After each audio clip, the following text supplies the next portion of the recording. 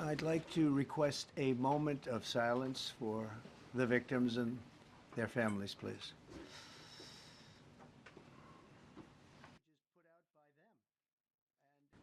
We will state certain opinions, however. I'm also immediately appointing an acting commissioner to the FAA, Christopher Rocheleau, a 22-year veteran of the agency, highly respected.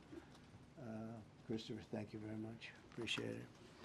We must have only the highest standards for those who work in our aviation system. I changed the Obama standards from very mediocre at best to extraordinary. You remember that. Only the highest aptitude, they have to be the highest intellect and psychologically superior people were allowed to qualify for air traffic controllers. That was not so prior to getting there. When I arrived in 2016, I made that change very early on because I always felt this was a job that, and other jobs too, but this was a job that had to be superior intelligence, and we didn't really have that, and we had it. And then when I left office and Biden took over, he changed them back to lower than ever before. I put safety first. Obama, Biden, and the Democrats put policy first. And they put politics at a level that nobody's ever seen, because this was the lowest level. Their policy was horrible, and their politics was even worse.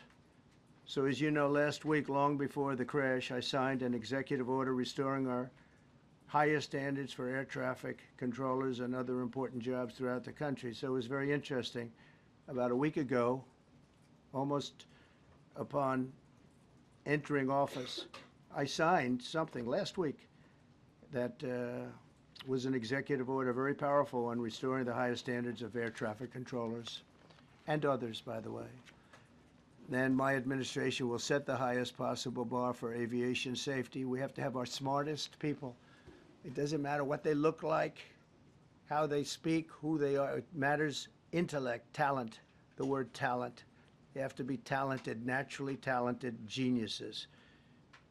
You can't have regular people doing that job. They won't be able to do it. But we'll restore faith in American air travel. I'll have more to say about that. I do want to point out that various articles that appeared prior to my entering office, and here's one. The FAA's diversity push includes focus on hiring people with severe intellectual and psychiatric disabilities. That is amazing. And then it says FAA says people with severe disabilities are most underrepresented segment of the workforce, and they want them in, and they want them, they can be air traffic controllers. I don't think so. Saying this crash was somehow caused and the result of diversity hiring, and what evidence have you seen to support these claims? It just could have been. We have a high standard. We've had a much higher standard than anybody else. And there are things where you have to go by brain power, you have to go by psychological quality, and psychological quality is a very important element of it. These are various very powerful tests that we put to use, and they were terminated by Biden. And Biden went by a standard that's the exact opposite.